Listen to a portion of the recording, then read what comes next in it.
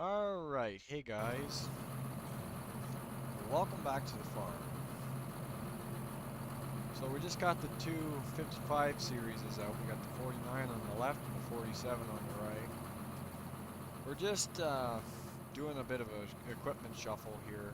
I'm gonna have to get, I think I'd like to run the 8960 because I haven't ran it in a while, but the case is in front. I don't know if I want to get the case out to get the 8960 out or if I just want to use the case. Either way, it's going to require me to get this 8530 out. So Larry is out in the other 8530. We took the duals off of it and then put the widespread front axle, or the spacers, the axle spacers on the front of it. And then we got him out spraying. We went out and bought a new sprayer. I think I might just use the case. I don't know. We're going to be disking up that hayfield. We're not doing cows anymore. Too much work. Too much work, not enough manpower to do it. I mean, I'd have to hire on more people, and of course it parked all the tractors in the way.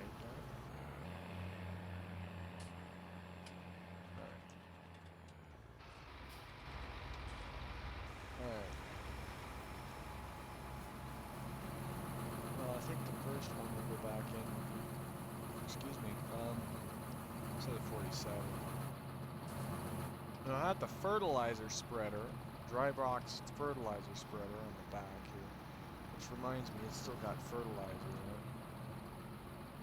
This tractor's basically my main workhorse for its fertilizing. Just like it was in Marksville. Marksville, we traded the Kuhn that we had in Marksville, because I sold it. Because I got sick and tired of going back and forth, so I sold a lot of my equipment. Anyway, we got this European brand, but they're trying to make it here in America. It's Sulky, and I like it so far. It spreads at, well, it's in meters, so it spreads at 50 meters wide, which ain't bad at all.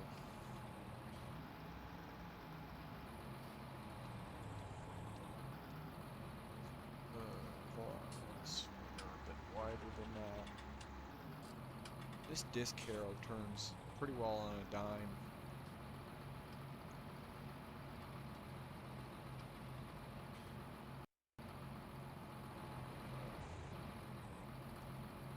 It jackknifes so easily too, it drives me nuts. So that hayfield, we're gonna disc it up with the big 50-foot discs. We're not gonna use this disc. This disc is primarily for the more smaller fields.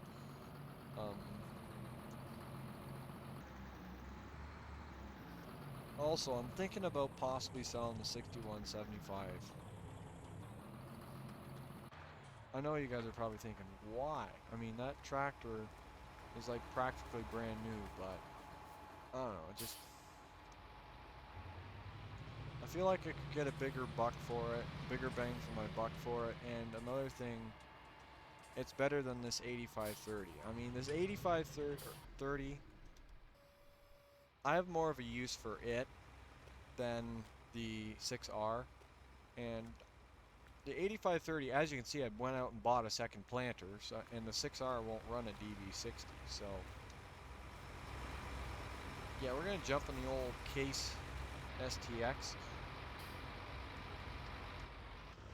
You know, I don't mind this case, it's not terrible.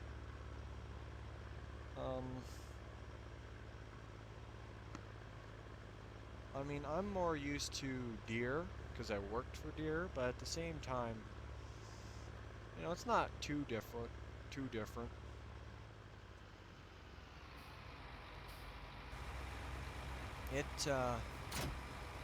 This case has a Cummins turbo diesel in it, and really, some of the newer Cummins turbo, or some of the newer Deeres had Cummins turbo diesels, so it's not too different. There's a few little things that are different, but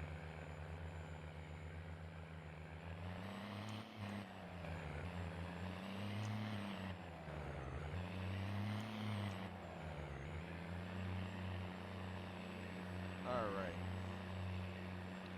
we're rolling out here. Oh, don't want to hit Larry's truck. He's got a really nice first gen. I like it.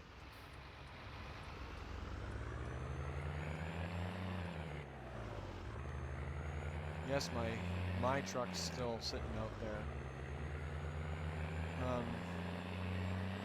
I think after wheat harvest, we're gonna go on a bit of a vacation.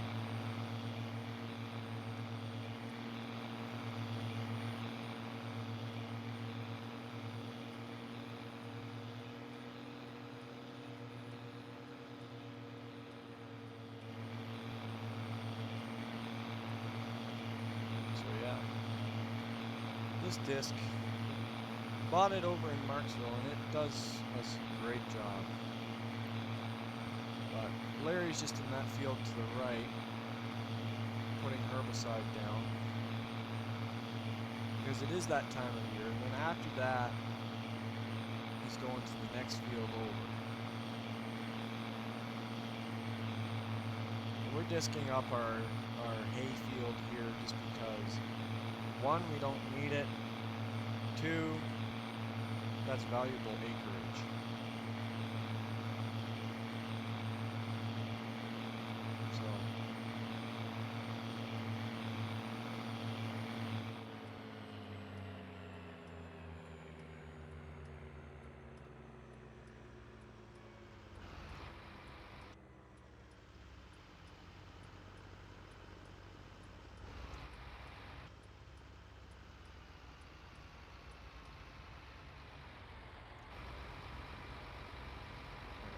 So let's put the parking brake on just in case, and we're gonna just keep an eye on this as it comes out. I like to kind of step out when I'm unfolding this disc, just so I can hear if there's any kind of leaks in the hydraulic system, so I can shut it off if I need to. But I still can remember when I first opened this disc up over in Marksville, and the awe, because I'd never seen what this disc looked like unfolded, and she's pretty wide. We're gonna put her in first gear. We're gonna see if she can handle it in high range.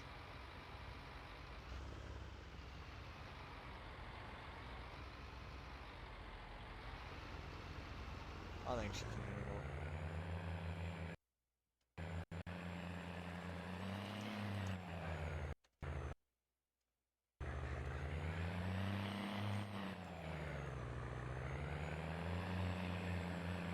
We can get third gear out of it. Well, that's nice. Alright, so I'm just trying to keep an eye on that left-hand side. I mean, I could throw the drone up and make life a little bit easier for myself, but still, whoa, we're getting a little too far to the left. I don't know, I'm just trying to do it in the cab. After we do our headlands, we can do our GPS track, and then we don't have to worry about it at all. But in fact, just thinking about it, I'm thinking I just might do that, because then I'm not turning around compacting what I've already disked up.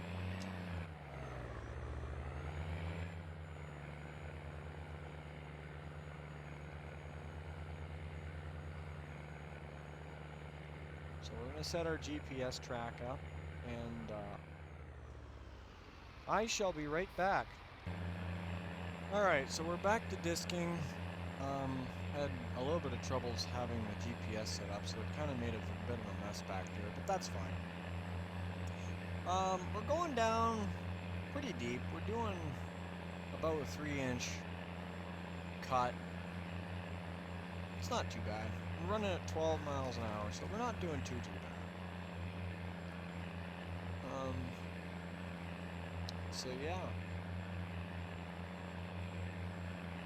So yeah, I've been talking to a bunch of different farmers about doing some road tripping, and yeah, it's gonna be cool. At the moment, we are doing our own fields and our own stuff, so yeah, we don't really have a whole bunch of time to do that.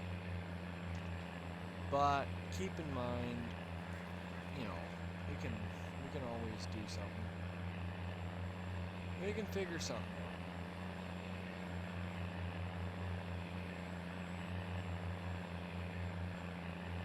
Once you get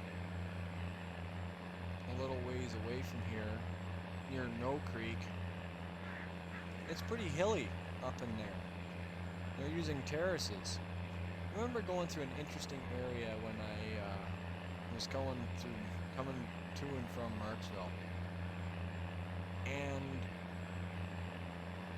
there was a place called Westby, Wisconsin. And it was crazy how much strip farming they would do there. It was incredible to look at. They did a lot of strip farming there, and yeah, quite a few budget farms too. There weren't very many too big farms there.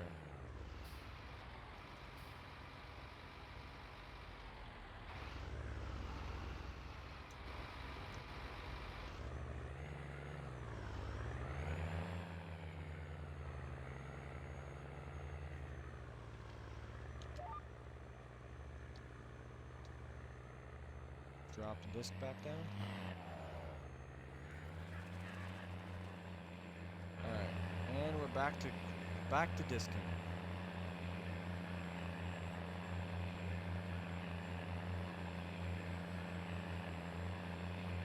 So yeah, we're doing pretty good. Looks like it's taking things down pretty good. Let me just pop out real quick. Yeah, so you can see the grass is just kind of getting pushed down in there. It's turning it over nice. Everything's coming along really nicely. Just get a quick look at this beautiful tractor. She's a good one.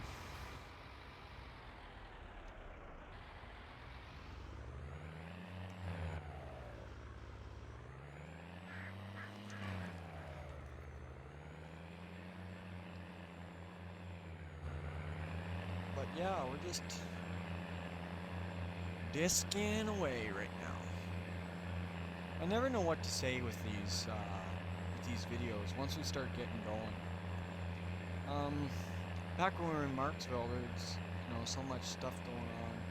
Oh, here's something that's coming.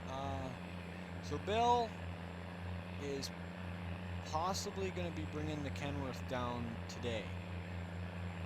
So we're going to have our new to us, Kenworth, which I'm looking forward to it. I'm looking forward to driving it.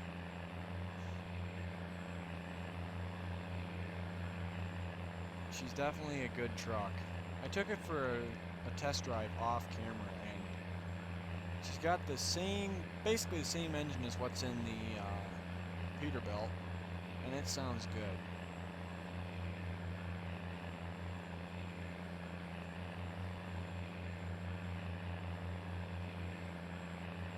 So yeah, after we do this disking, we're probably going to do some anhydrous work on it, just because I think it probably might need some anhydrous work. And if we don't do any anhydrous, we might at least do some strip tilling, or even run a finisher over it.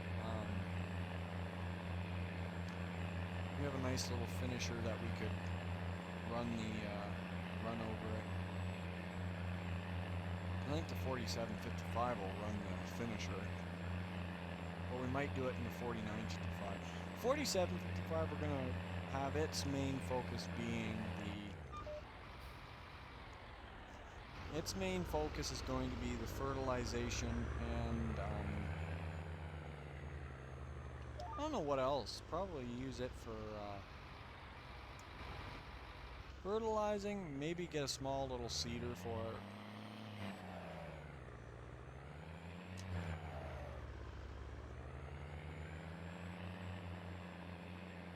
Also, I gotta pick up a set of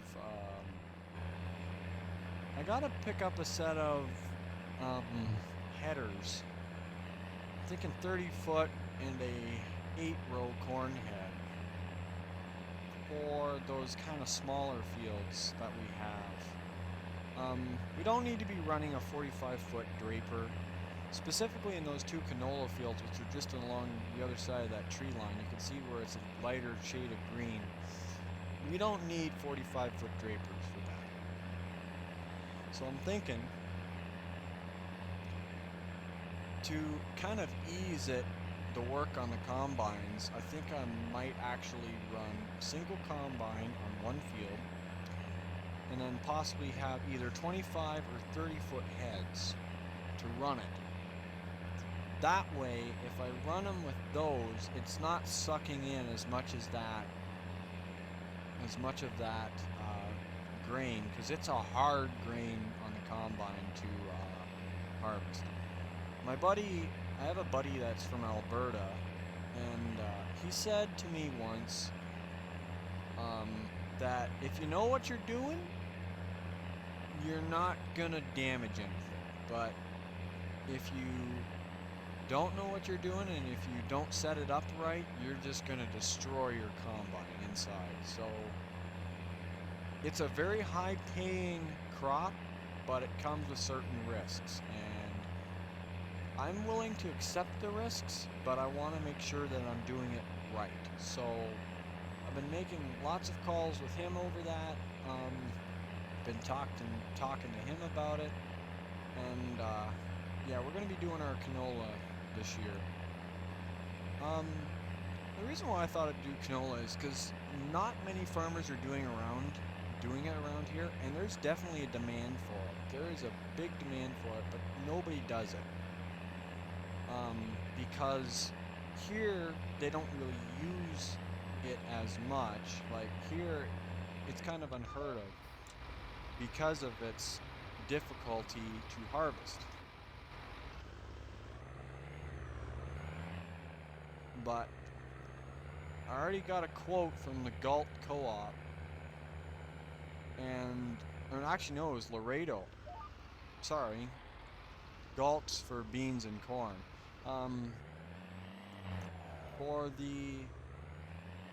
They said they're gonna give me a 20% price hike if I do the canola for them.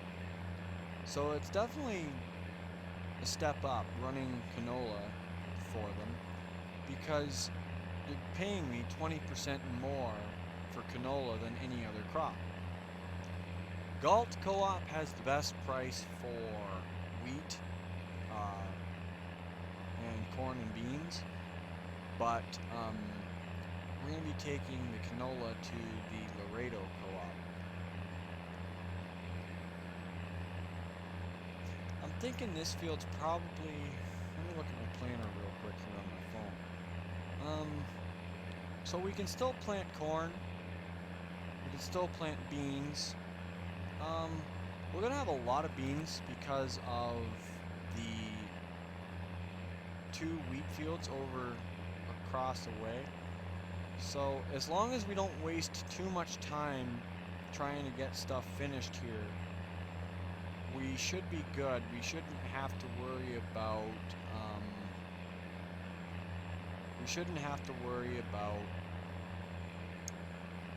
running out of time to plant corn, because I'd kind of like to do corn in here.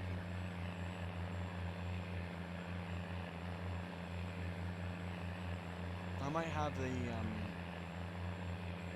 co-op come out and test the soil to see what kind of nitrogen levels we're running and what kind of pH we're running and stuff like that, to see what we want to do here. But it's definitely worth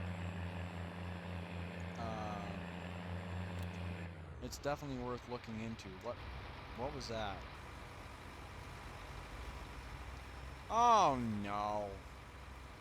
Hit a rock and damaged a section. Dang it! Alright. I'm gonna lift the disc up to see how bad it is. Oh lord. Those disc blades are gonna have to replace. That cleaner's gonna have to. Crying out loud, this is the last thing we need. Alright, well. Let's start that long walk back to the farm. I'll catch up with you guys in a few minutes. Alright, so we're at the shop. Yeah, I gotta pick up these next disc section. What I'm gonna do, I'm not gonna walk all the way back with that heavy,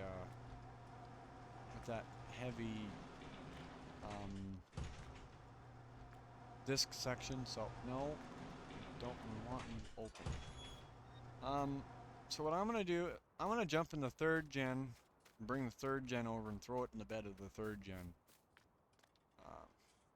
Oh shoot, I gotta go get the keys. I'll be right back. Alright, here we go.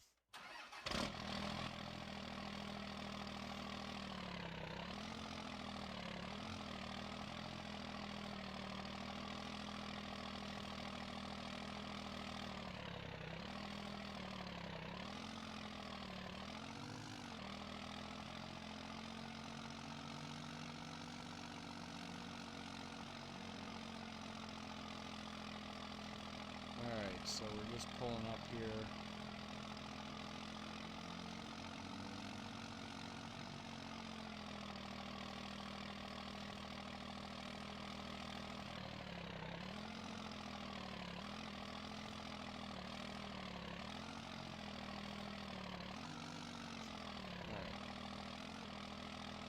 We're almost back then.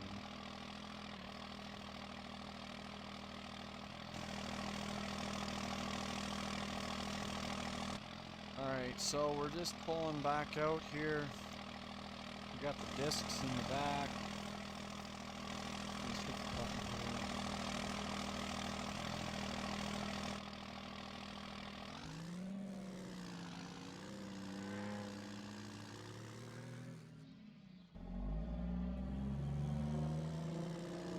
Alright, now.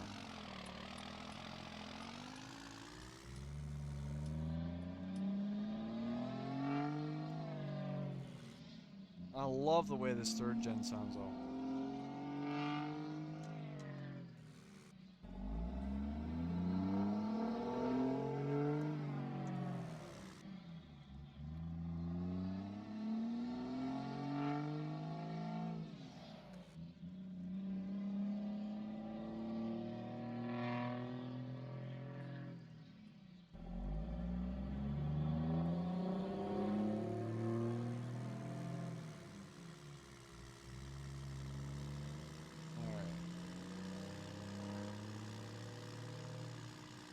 That's the problem with hayfields when they're in there for so long. They tend to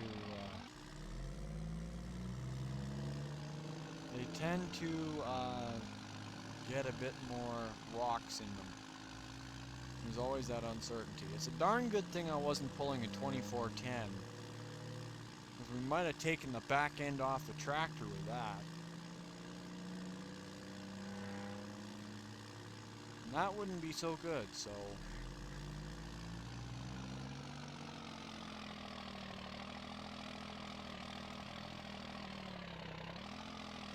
Alright. So, I'm gonna get that replaced, and I'll see you guys in a few minutes. Alright, so we're just pulling back into the farm now.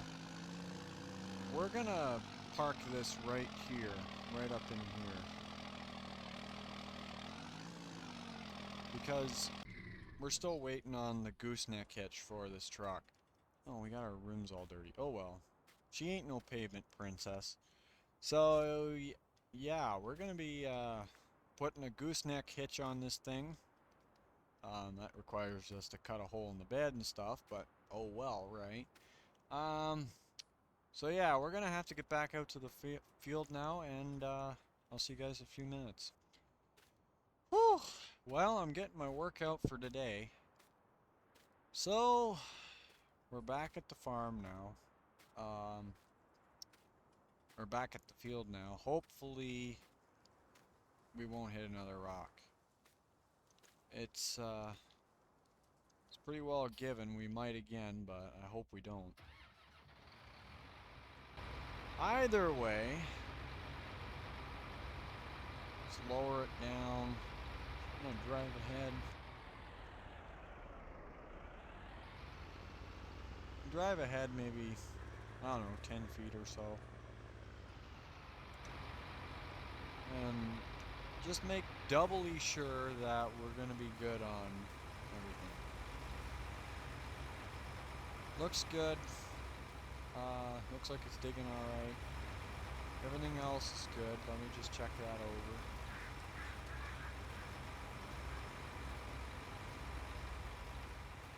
Yeah, I think we're good. Alright. So, I have to make some calls.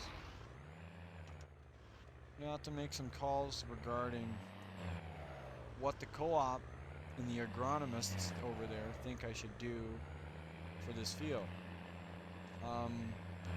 I don't think it should need anhydrous, but I don't know. We'll have to see. We'll have to look after the test samples come back from the lab. They haven't come out and grabbed them yet, but we'll see before too long about what's what with that.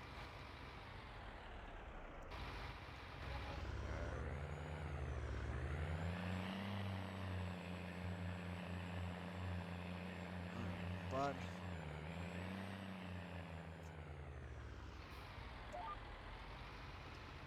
drop the disc.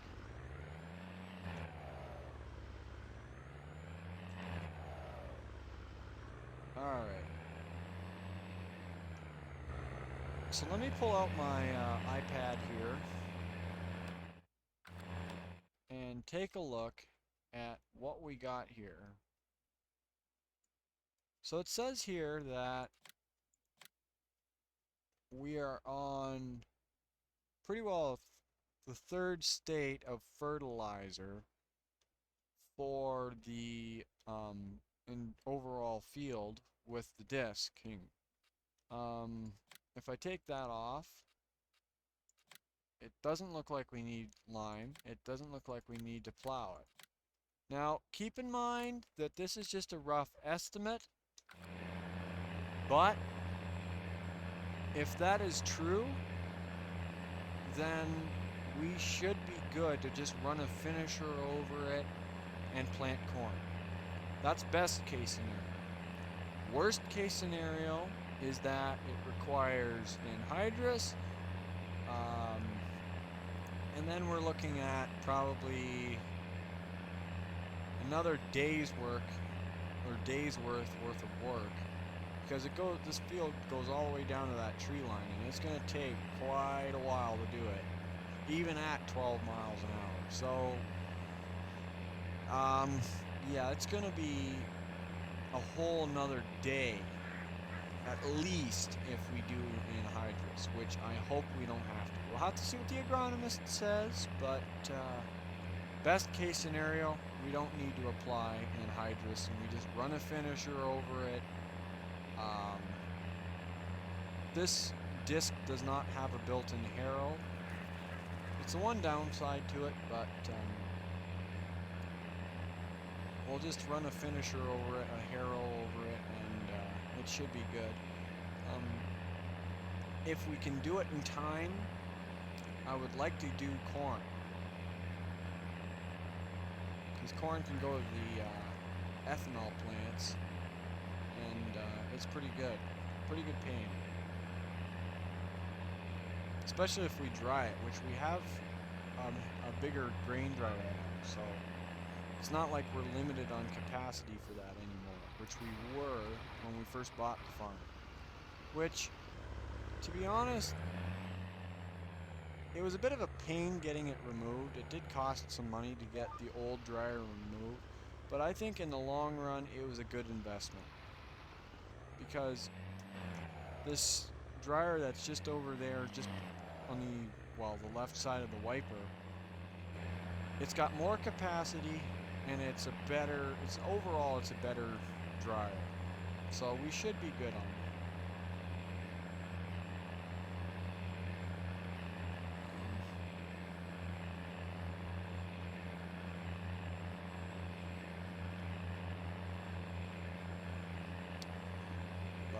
have to see. The other fields, let me bring out my iPad again. So here are the fields we own. We own 12, 11, 10, 4, 1, 2, and 3. 13's wheat. 14 is grass, which it's just going to stay grass. We don't need to worry about that. I mean, we could put that into tillable acres, but it's going to require a whole bunch of smaller stuff. I might consider getting a 12-row planter just for that little area. And then just kind of help out, you know, because the 20, I mean, we could run a DB60, but we really don't need to. And then way up here, we own 35, which is corn. That one's going to be a pain in the butt to try, and that one's going to be a pain to try and get grain to and from the field, especially if we run the especially if we run that multiple combines, which I plan to. So yeah. But having said all that, guys, I think that's going to do it for this video. I hope you guys enjoyed it. The next video will be probably finishing work, if not more spraying, or maybe even planting in this field. We'll have to see. But thank you guys for watching, and I'll see you guys later. Bye for now. Once again, guys, I want to say thank you very much for watching. It is appreciated. Don't forget to like, subscribe, and follow my Instagram page for more of these awesome videos. The first few videos were on my Instagram page, which is @KDCC Customs. But until I see you guys again, see ya.